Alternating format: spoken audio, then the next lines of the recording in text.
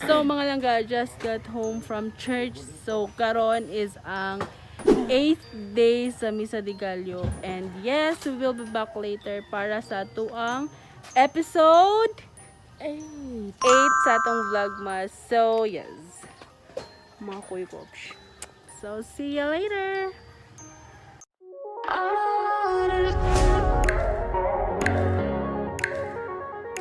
Ho, ho, ho! Merry Christmas!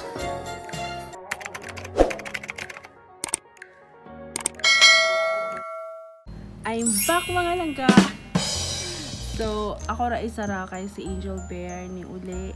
And hapon ko naka-vlog karon kay nabisi ko ganina and yes, I'm not feeling well pero ay basta murag na ko gibati. Gibating kaanyag bitaw. So karon magbunot na ko kung kinsa ang ako ang atong hatagan karon. Unsa man jet.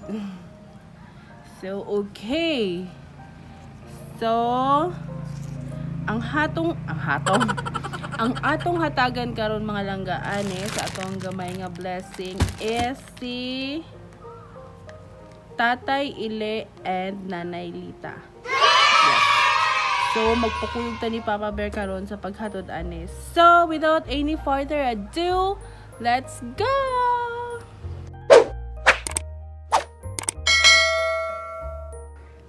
So, maato na ta mga langga. Pakuyog ta ni Papa Bear.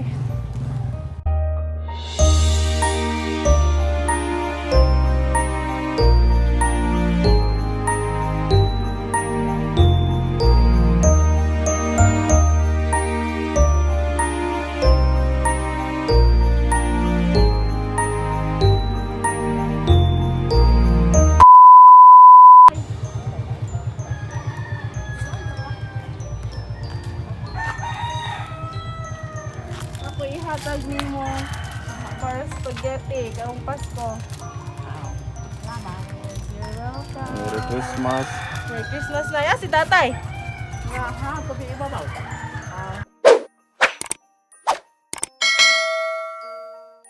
Yes, so we're home mga langga and yes, I'm so happy kay nakashare na po tayo og blessing karon which is si Nanay Lita ug si Tatay Ile. So muto siya mga langga and I hope that you enjoy because we're just spreading good vibes and love to everyone. And we should always bear in our minds nga mas maayo nga mag-share ta sa tong blessings bahala ginagmay basta kanunay. So again, this is Mama Bear saying Merry Christmas. God bless and please be safe everyone.